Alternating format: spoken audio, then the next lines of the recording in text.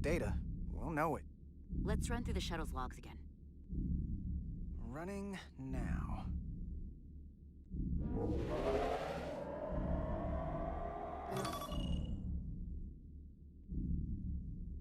Same.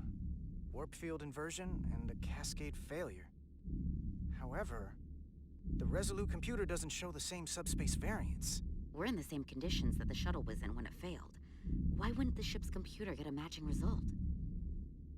What if the subspace variance was a momentary occurrence? That's a possibility, and it would explain why the simulation under our current sensor readings failed to reproduce the issue. But a subspace anomaly strong enough to cause a warp field collapse would leave graviton ripples for days. Let's run with the momentary subspace variance theory for now. Roll forward to the shuttle's attempt to re-engage the warp drive. We need the conditions of space around the shuttle at the moment of warp failure. Resuming simulation.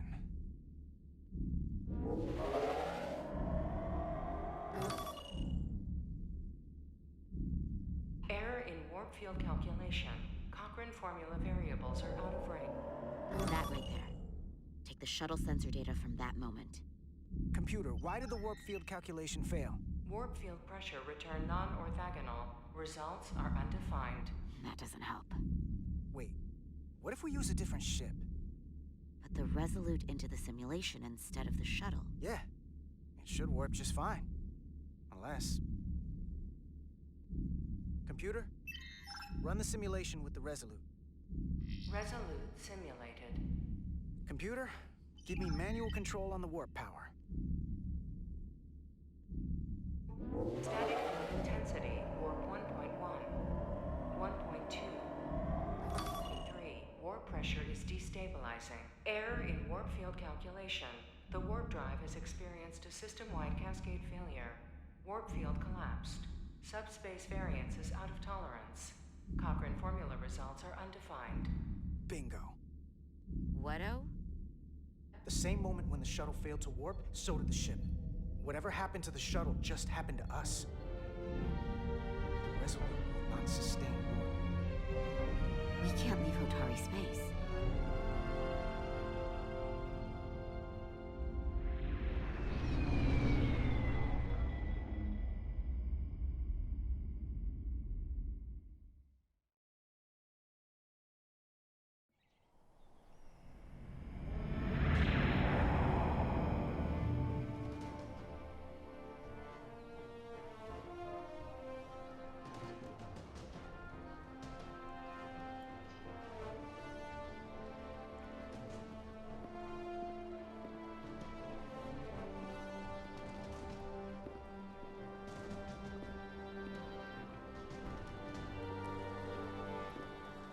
Ambassador Spock, Captain Solano, welcome to Hotari.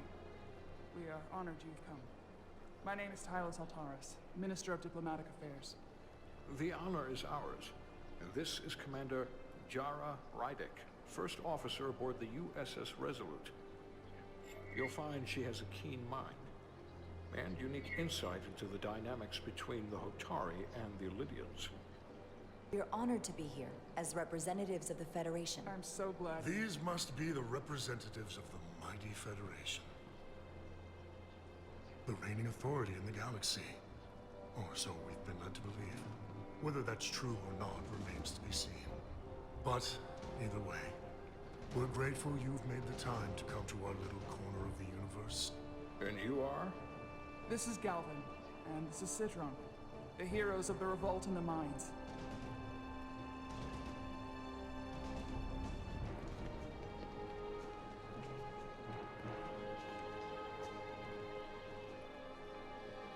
Let's hope this is the last time we ever have to come here. If you'll excuse me.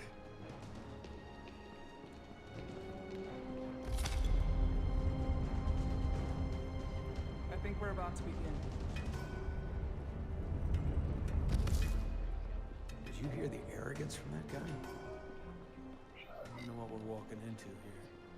But that guy was something. Something about his tone tells me this won't be easy. That was my sense as well. I doubt he speaks for all of Hotari. So I would urge patience until we speak with their queen.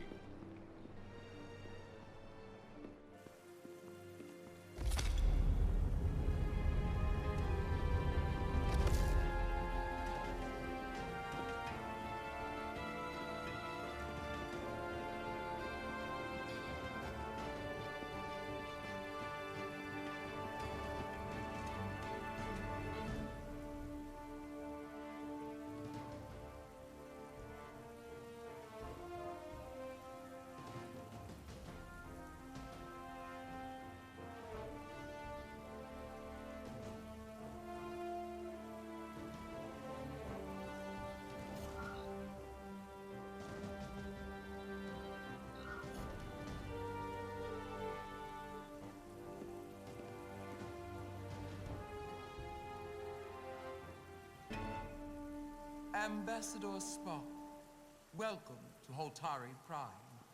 The honor is mine, Your Majesty. That the Federation would send one of their most respected representatives is not only an honor to the Holtari people and their queen, but a recognition of our stature and importance. Let's get on with it, shall we? With all due respect to the Federation and their ambassador, they have no authority here. We are not members of their alliance. We are not subject to their rule, nor yours. We demand the immediate return of all mining operations to Elydian control, as it has been for centuries and will be for centuries more. That has always been our understanding. That understanding has changed. Then you invite war. And if you cannot remain silent, you will be silenced. But his point is well taken. What is the Federation's interest in this matter? Perhaps you would have us trade one oppressor for another? The Federation remains neutral. Our only interest is the peaceful resolution of this conflict. We are here at your request, Your Majesty. For now. Saying this wouldn't be easy was an understatement. I thought they wanted us here. Was there something you wanted to say, Captain? Oh, no. My apologies. And what about the Kobliad? She's not part She of... can speak for herself, can't she? Then let her.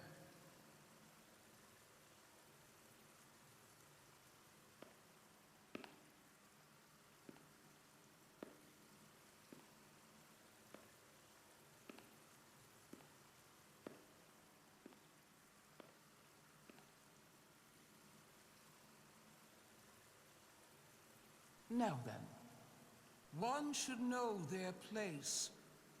What you might be somewhere else is not what you are here. Which is standing before a queen. And a queen deserves respect. A bow is not too much to ask. Is Hotari Prime, heart of the Hotari system. My name is Commander Jara Rydek, Your Majesty. I prefer to be called by my name, not my species. Then I suppose that makes us even. Commander Rydek. You are Kobliad. Your people suffered brutal treatment at the hands of the Cardassians. Their injustice towards the Kobliad is as unimaginable as it is unforgivable. Not unlike how we have been treated by the Elydians. As much as they'd have you believe they are the victims here, remember it was the Hotari who attacked us. Hundreds of innocent Elydians were slaughtered without mercy in those mines. The blood is on their hands, not ours. Quiet! If after all the Kobliad suffered, you finally had the chance to right that wrong, to get out from under their control,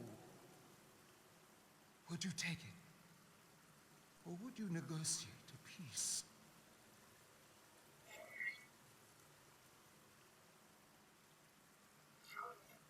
I can't speculate on something that never happened, Your Majesty.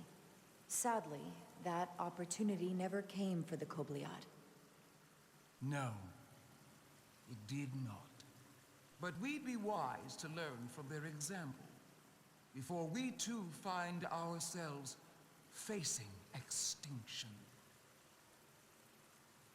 The Federation is the most powerful, most advanced alliance in the galaxy. It's widely known we have an abundance of dilithium in our mines. And it's in your interest to secure a steady supply. Your Majesty, if I may. Ambassador Spock would have us believe you're here as a neutral party in the interest of peace. So why are you really here? I want the truth, not your Federation rhetoric.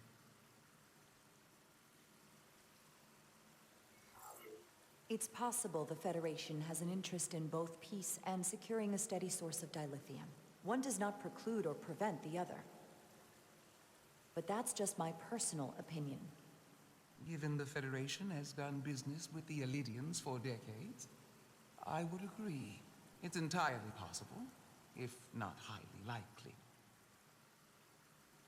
What they haven't said, but cannot deny, is a simple truth. The dilithium trade would not and will no longer exist without a Lydian involvement. We created it for the benefit of everyone, especially the Hotari. We've given them warp technology. We've let them share in the profits. We've made their lives infinitely better than before dilithium was discovered. All of that goes away if the Federation turns a blind eye to their treachery. That is enough of your lies! The Hotari are quite capable of running the mines. We've done so for centuries. So tell me, who deserves control of the dilithium trade and the mines on Tau? Who should the Federation recognize? The Hotari or the Elidians? Can only be one or the other, not both.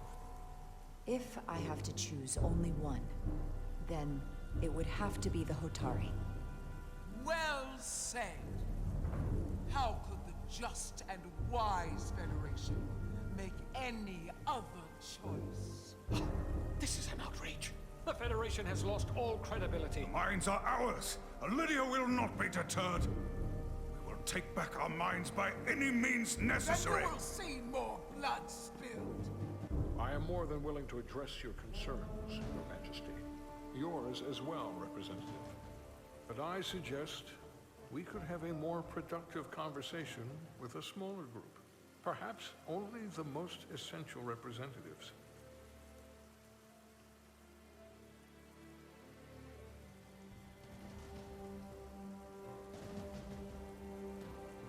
I suppose there is some sense to that.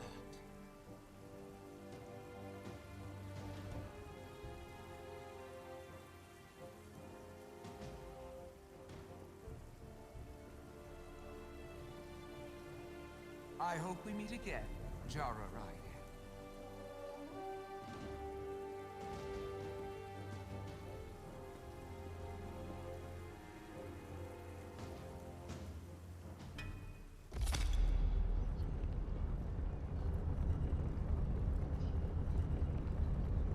Spock and I will cover everything on the diplomatic front. You make nice with the locals and see if you can get some answers.